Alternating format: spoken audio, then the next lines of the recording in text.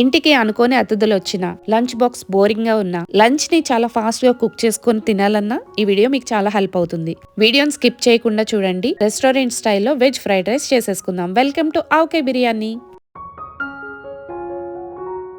ఈ recipe ready చేయడానికి 2 spoon oil తీసుకున్నాను.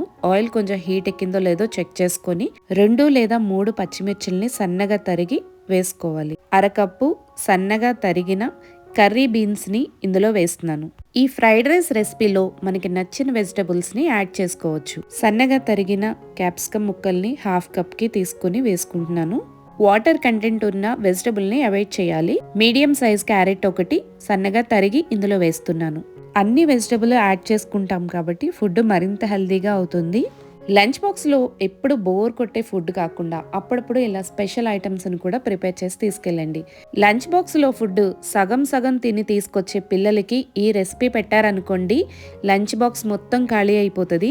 అంత ఇష్టంగా తింటారు. కూరగాయ ముక్కలు ఇలా చిన్నగా కట్ చేసుకుంటేనే వెజ్ ఫ్రైడ్ రైస్ మరింత అందంగా కనిపిస్తుంది.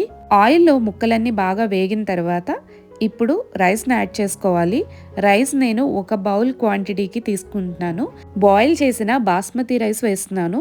బాస్మతి రైస్ లేనప్పుడు నార్మల్ రైస్తో కూడా ఫ్రైడ్ రైస్ చేసుకోవచ్చు.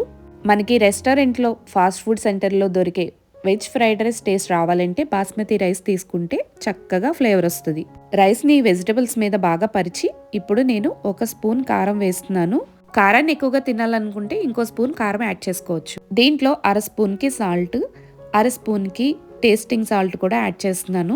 మనం చేసుకునే ఈ రెసిపీ రెస్టారెంట్ ఫ్లేవర్ రావాలి కనుక 1/2 స్పూన్ మెజర్మెంట్కి సోయా సాస్ వేస్తున్నాను. సోయా సాస్ ఎక్కువగా వేసుకోకూడదు, ఫుడ్ మొత్తం కూడా చేదుగా అయిపోతుంది. ఇప్పుడు మనం వేసినవి అన్ని బాగా కలిసేలాగా కలుపుతూ ఉండాలి. ఎంత బాగా కలిపితే ఫ్రైడ్ రైస్ అంత ఫ్లేవర్ఫుల్గా వస్తుంది. బాగా కలుపుతూ ఉన్నప్పుడే మనకి అరోమా అనేది చాలా చక్కగా వస్తుంది అనమాట. మన ఇంటికి ఎవరైనా అనుకోని అతిథి వచ్చారనుకోండి, టక్కన చేయాలంటే ఈ రెసిపీ గుర్తుపెట్టుకోండి. ఇప్పుడు ఇందులో 1 స్పూన్ మిరియాల పౌడర్ యాడ్ చేస్తున్నాను. ఫైనల్గా ఇప్పుడు ఇదంతా బాగా కలిసేలాగా మిక్స్ చేయాలి. పక్కా మెజర్మెంట్తో 10 నిమిషాల్లో అయిపోయే వెజ్ ఫ్రైడ్ రైస్. ఇది చేసి మీ ఇంట్లో వాళ్ళకి పిల్లలకి పెట్టారనుకోండి, బోలెడన్ని కాంప్లిమెంట్స్ వస్తాయి. ఇది బాగా మిక్స్ అయ్యే వరకు స్టవ్ని అయితే ఆఫ్ చేయకూడదు. లో సిమ్లో పెట్టి ఇలా రోస్ట్ చేస్తూ మిక్స్ చేస్తూ ఉండాలి.